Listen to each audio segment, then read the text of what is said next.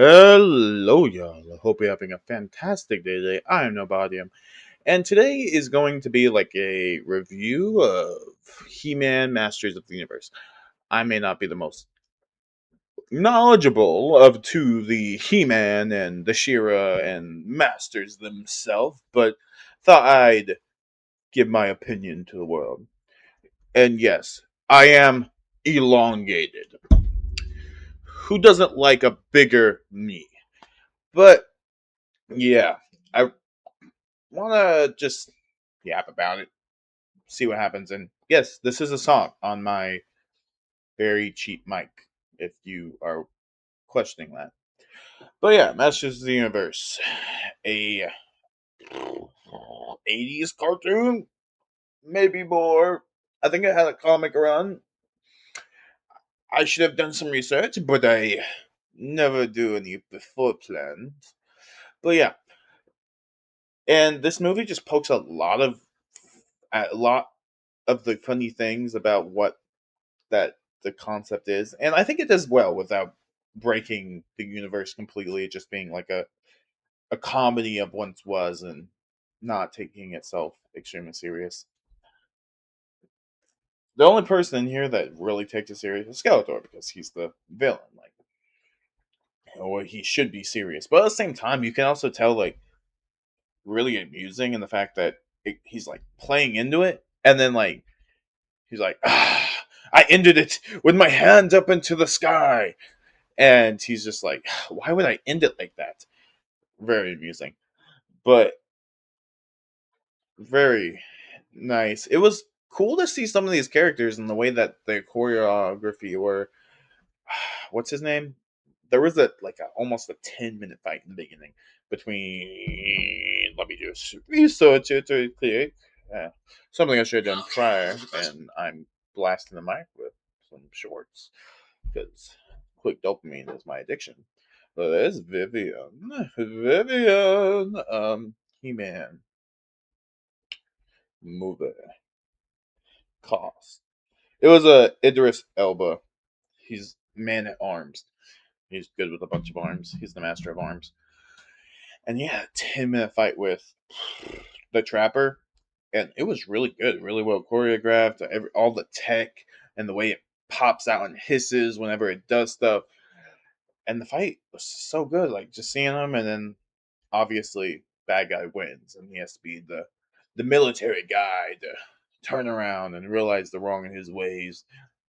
It kind of leads into a way that I wasn't exactly expecting it about manhood. Like it goes into both directions, like man, people provide, protect, and all this. But at the same time, they're like, but men can also be emotional creatures, and I say creatures because we as people are a creature, and the men have emotions, and we should talk about them, even if it is a weird thing to some of us, because like it's awkward because it's not something we're suited for.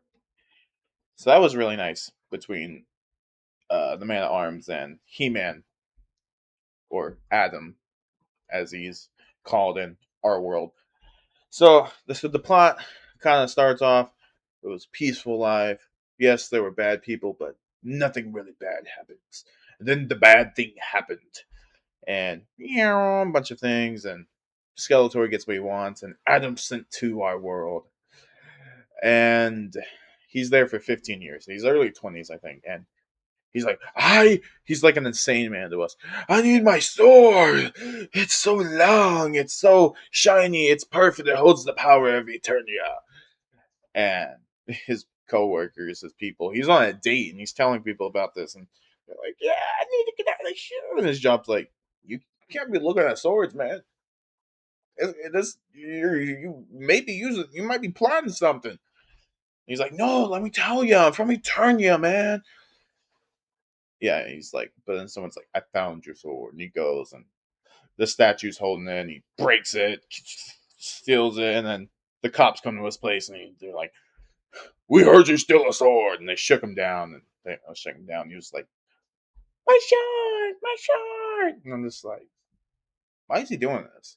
Was he like this? Like he's supposed to be like a silly, goofy guy with really strong power, but then." There was a That's so long. I forget her name.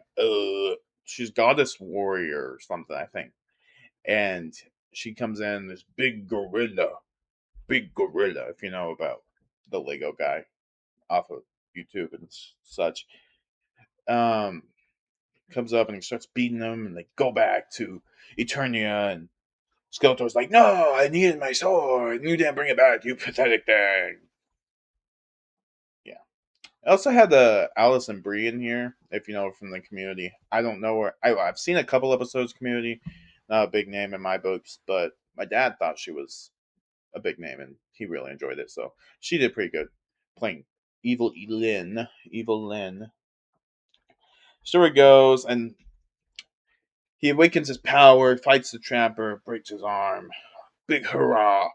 Yes, big power for the new empire that is going to be inevitably created throughout the story, uh, and the new ideology that is being built. And people, they go, and there's this really beautiful scene. I will see if I can put a image up on the. We'll see if I can put a image up on the screen of like the forest. Man, it was very colorful, and it was so nice. The trees were huge, and it didn't look like the people were just copying and pasted in here, and the trees were just big. No, they just looked suitable. And I've never seen that in like media. I probably have, but this is the first time I saw it like done really well.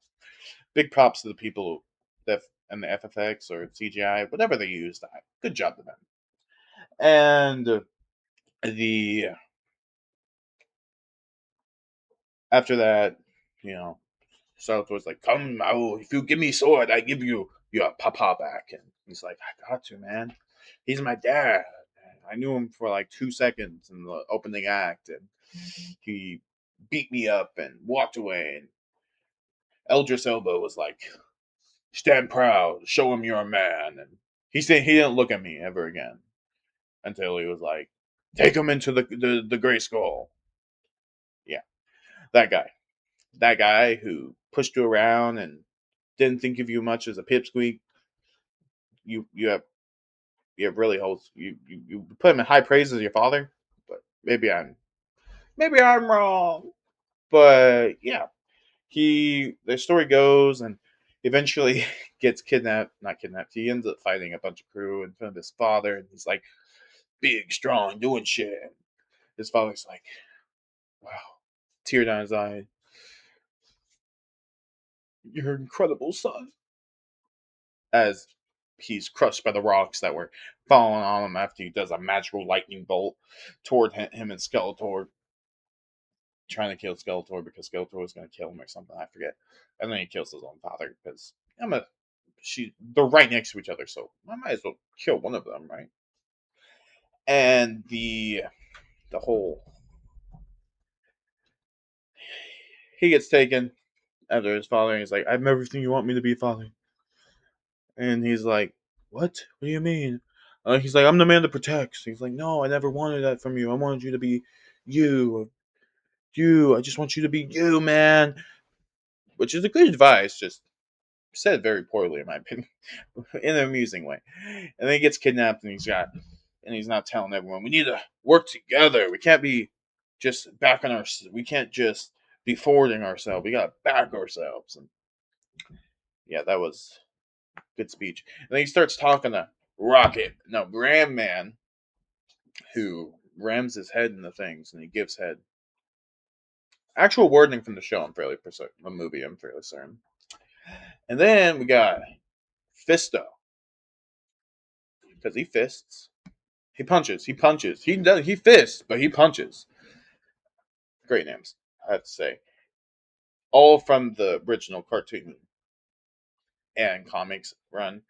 That's the names that they had, and I love that they're making fun of them because they're ridiculous names. And back then, it probably wasn't that big of a thing, but now, yeah, things like head and fisting. There were probably things back then, but no, you know, us as people, we grow and expand and completely change our ways. But And then we got Mechanic. Honestly, a really cool guy. He has this elongated snake neck thing, and I'm just like, wow, and Mechanic is a sick ass name. Let me tell you. And then we got Dino, who pushed him to a locker when they were kids. Random ass person. To which, like, whoa, wow, that was really needed. And then he's like, we need to work together as people. And there's this robot who apparently was gonna kill off Eldris Elba, but didn't because he took out her thing. And then there's also I forgot to say there's a lion, a green tiger, very cute in my opinion, and it talks. That's also amusing. The story goes on. Blah, blah, blah, they escape prison. Cool cinematic scene. Slow mo walking toward camera. Because that's what gives them the big bugs. Whenever I see all the hot characters walking to the screen, that's why I show up to the theater. Yes. If I did it, y'all would leave. Y'all would actually leave my video right now. But I'm not going to because I want you to stay. But unless. Um, And then, some time passes by. Bunch of jokes later, they fight Skeletor, who wins. He gets the sword. Actually, I forgot to mention that. He gets the sword. He wants the power, but he doesn't. He can't have the power. He breaks the sword eventually, and then we get this scene where the sorceress comes down and says, "I chose you to have the power, not the sword." And oh my god, the power was with him all along, not the sword. Oh my. Yes, it makes sense now. Honestly, it's kind of a stereotypical story in my opinion, but it's done in an amusing way and not unique. But I like the world that is kind of going in here into being developed or was developed, however you want to look at it.